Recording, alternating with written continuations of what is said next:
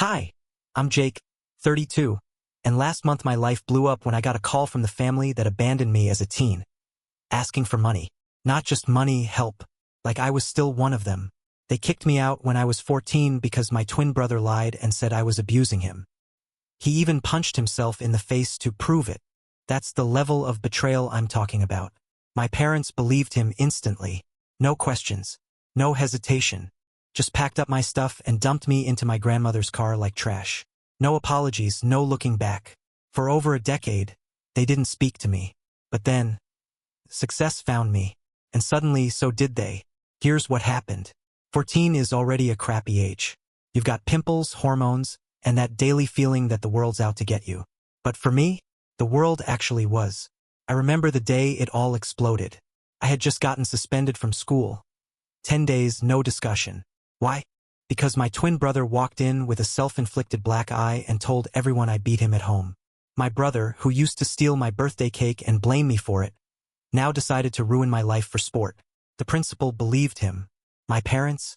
They acted like I just confessed to murder. My mom cried.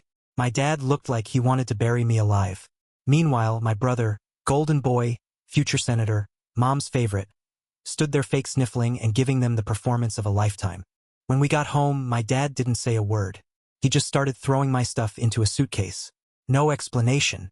Just, you're not living under this roof anymore.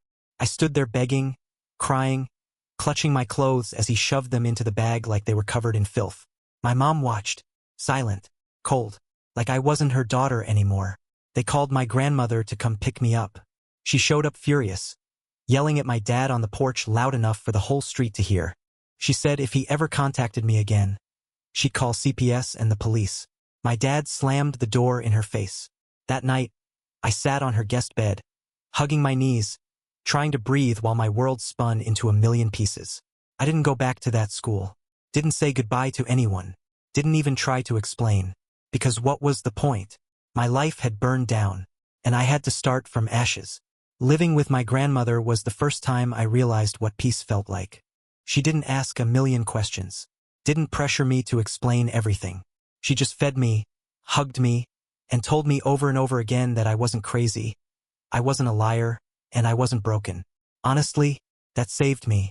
She let me grieve the family I never really had. But going back to school after the suspension was pure hell. Kids whispered in the hallways like I was radioactive.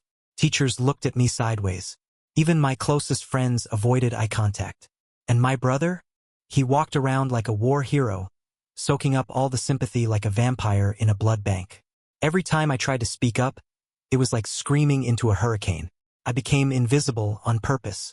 I buried myself in my studies, played no sports, talked to no one, ate lunch alone. Just survived. My parents never called. Not once. Not even when I graduated high school with top grades. It was like I had vanished. Which honestly was better than hearing their voices again. College was my escape. New town, new people, clean slate. It was the first time I could breathe. No one knew my name. No one had heard the rumors. I could just be. I studied English Lit, got obsessed with storytelling, and started doing freelance content writing just to make a few bucks on the side. Turns out I was good. Like really good. Companies started coming back for more. One client turned into 5. 5 turned into a dozen. Soon, I had a full-blown business before I even graduated. And for the first time in my life, I wasn't just surviving. I was thriving. My grandmother, bless her heart, still called every Sunday. She cried the day I told her I could finally afford my own apartment. I promised I'd still visit every weekend. And I did.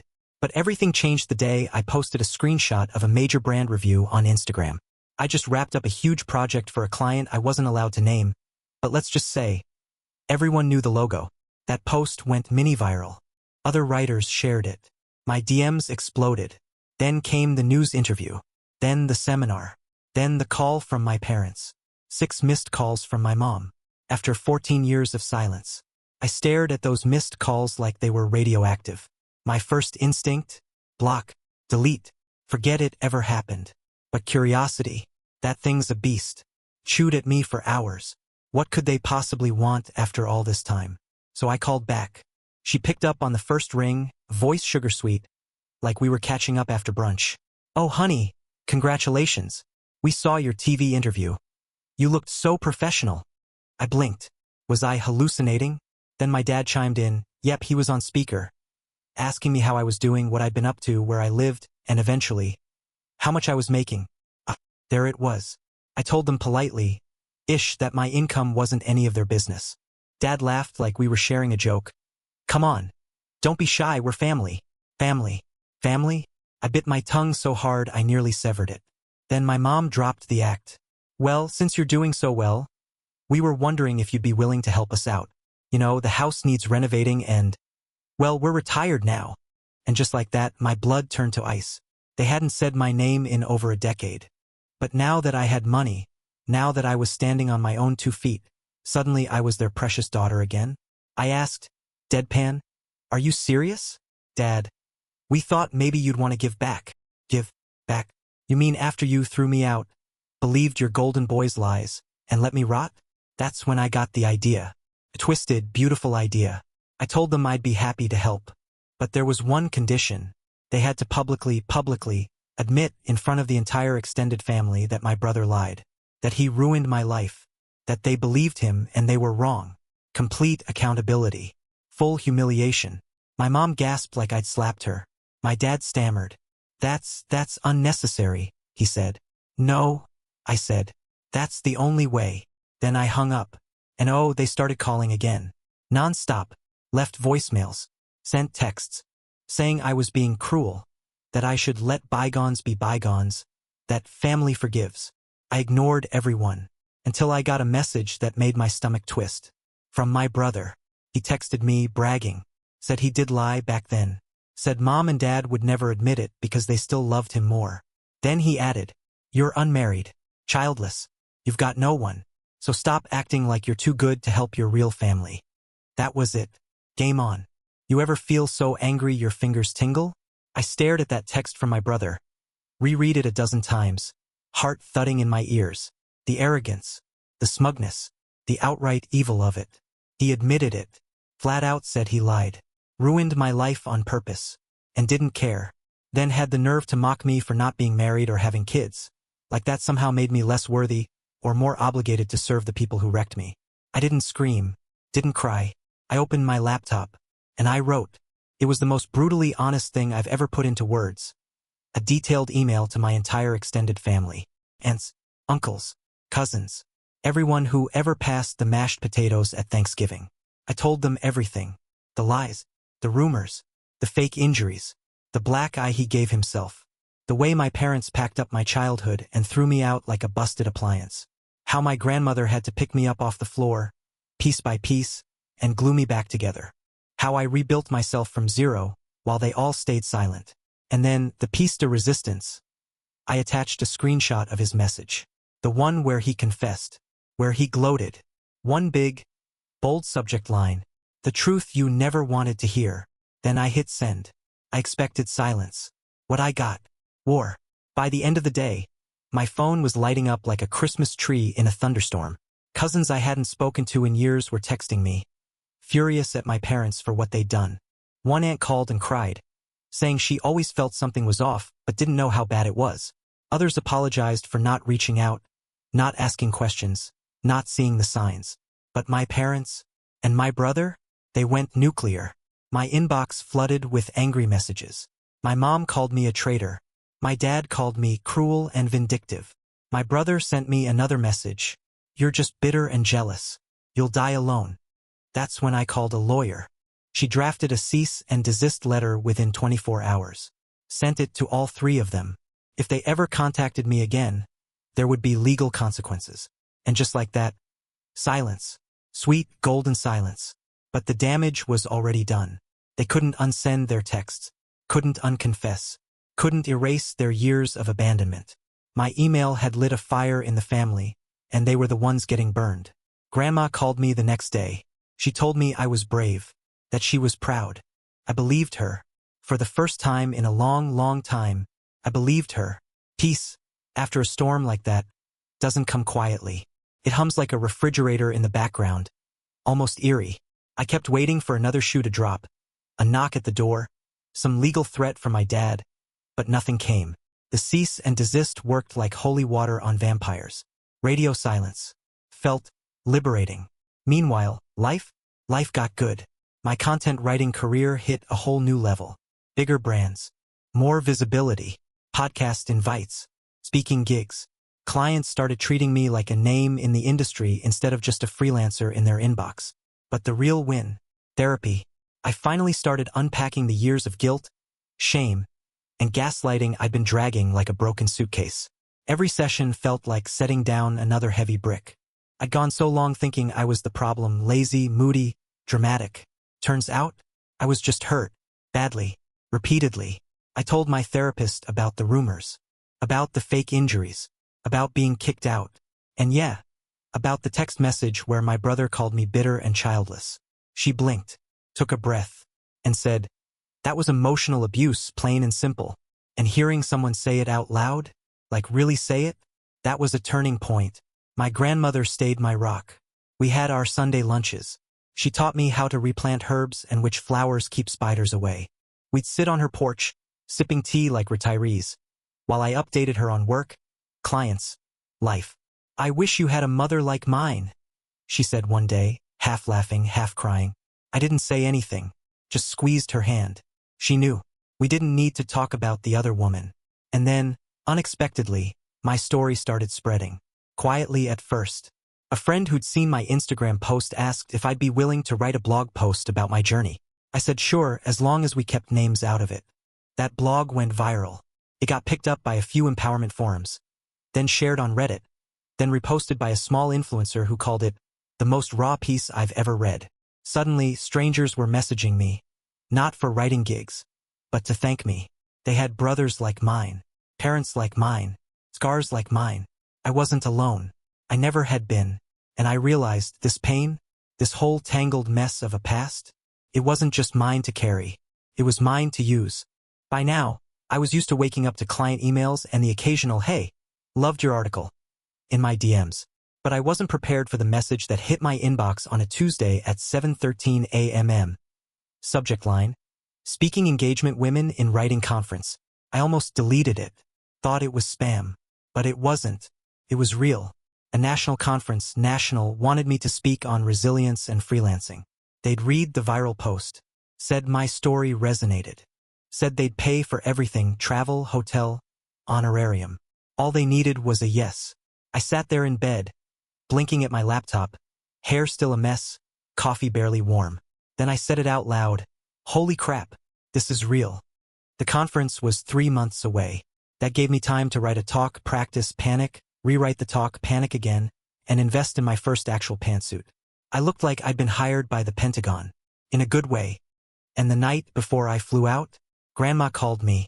She said, "You remember when you were 14 and sobbing on my couch saying your life was over?" I laughed. "Yeah, vividly." She said, "I want you to remember this moment, because you were wrong. Your life didn't end. It started." Cue tears. The conference was a blur of handshakes, nerves, standing ovations, and more free lanyards than I knew what to do with.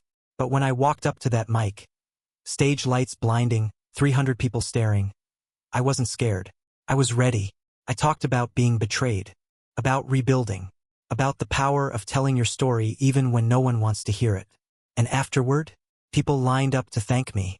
And yeah, I cried. Right there next to the stage, ugly snot crying into a stranger's shoulder. That talk opened a floodgate. I got more invites, more interviews. One podcast led to another. A book agent emailed me a week later. It was surreal. But somewhere in all this success, my past kept tapping on my shoulder. Not my parents, they were legally muzzled. But the feeling, that voice in my head whispering, "You're still the black sheep, still the mistake." So I did something terrifying. I started writing a memoir. Not for profit, not for fame.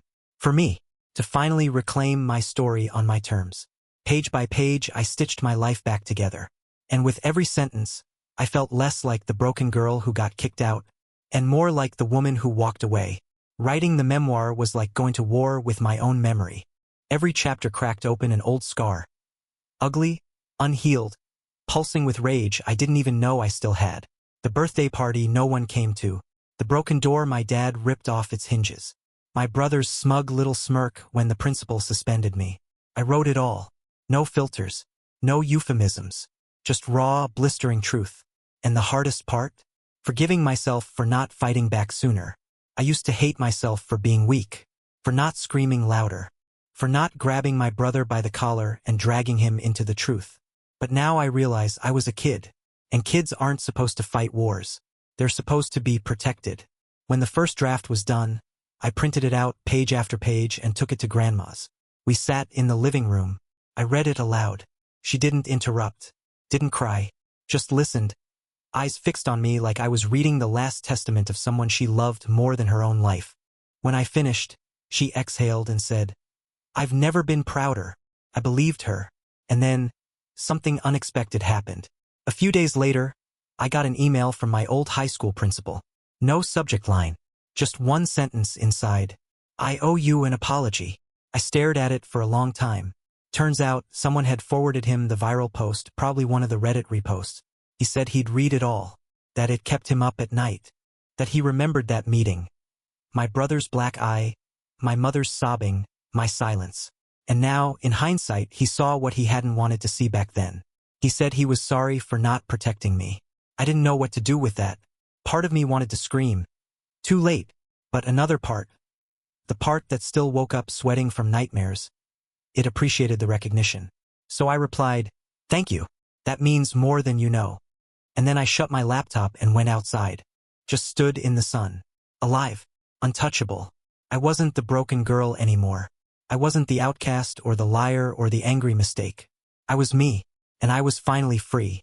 It's funny how life comes full circle. Sometimes in ways so poetic it almost feels scripted. I used to dream about moments like this. Back when I was curled up on my grandmother's couch with puffy eyes and a stomach full of grief. Wondering if things would ever make sense again. And now? I live in a high-rise apartment with a view of the city skyline. My inbox overflowing with client inquiries and speaking requests. And my biggest concern most mornings is whether I want coffee or tea. That girl they kicked out? She's not just surviving anymore. She's winning. But even now, I still get the occasional ripple. Like the email I got 2 weeks ago from a distant cousin I hadn't spoken to since we were kids. She wrote, "I just finished your memoir draft." I sobbed. "I had no idea, Jake. None of us did. We thought your parents were just private." I believed the rumors. I didn't question them. "I'm so sorry." I replied. I thanked her. I told her I appreciated her honesty. And I meant it.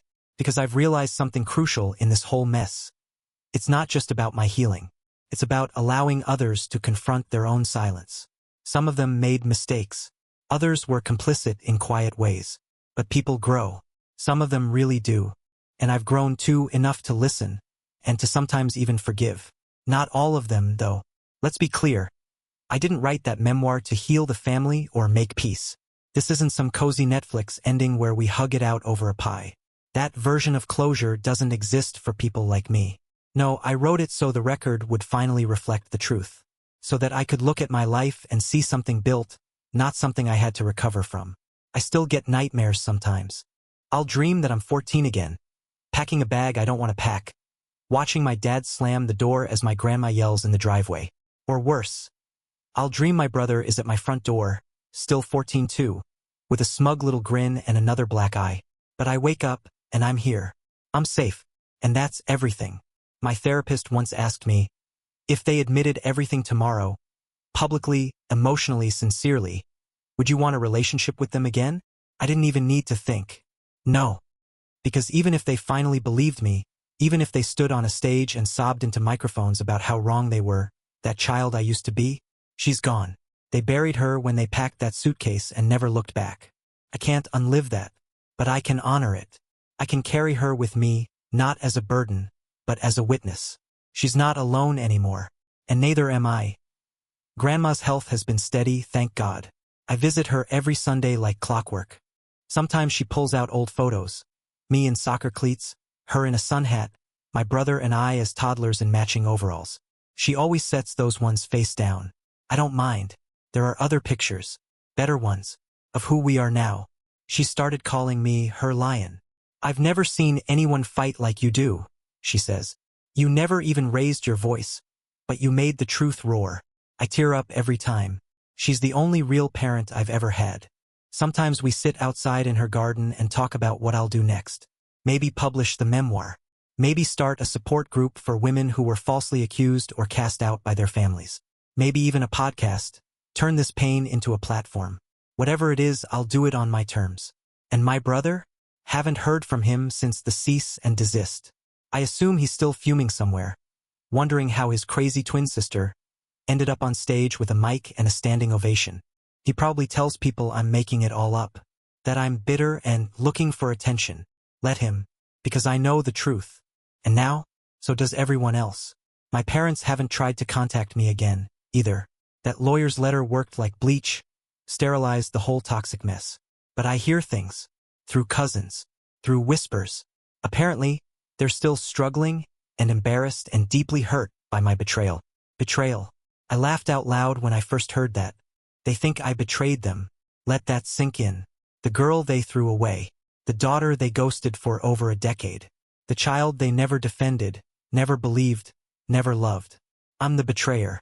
But I don't let it get to me anymore.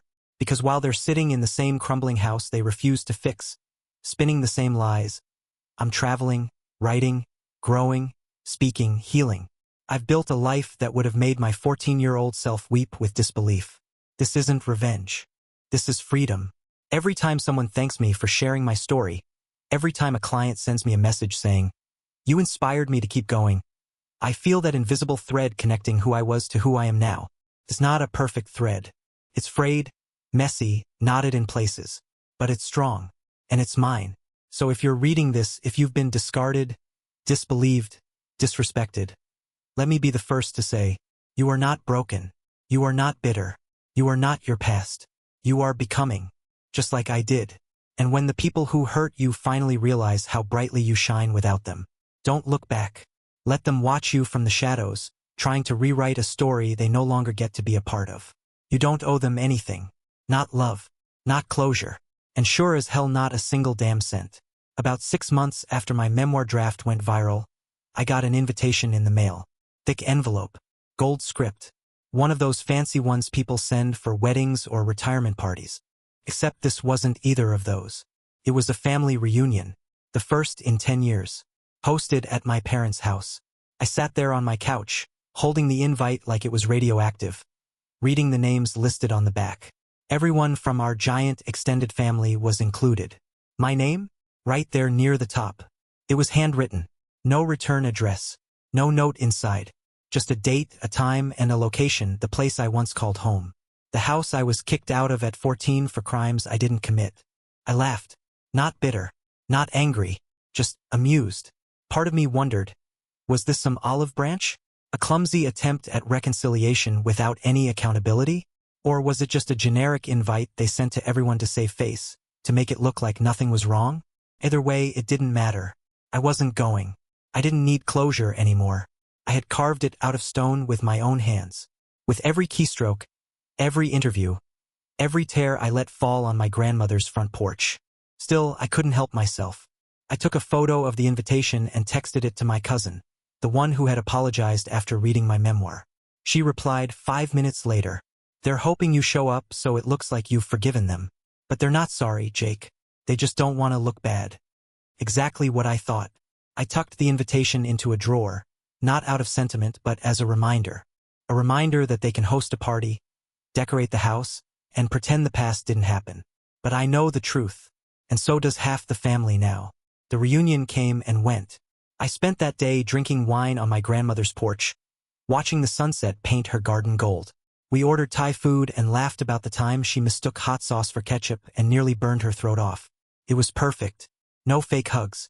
No forced small talk. No one pretending like trauma can be patched over with barbecue and potato salad. Just love. The real kind. And in that moment, I realized something else. Healing isn't a destination. It's a choice you make every day. To stop proving yourself to people who never saw you. To love the ones who did. And to live, really live, without waiting for someone else to finally say, "You were right." I don't need them to say it anymore. I already know.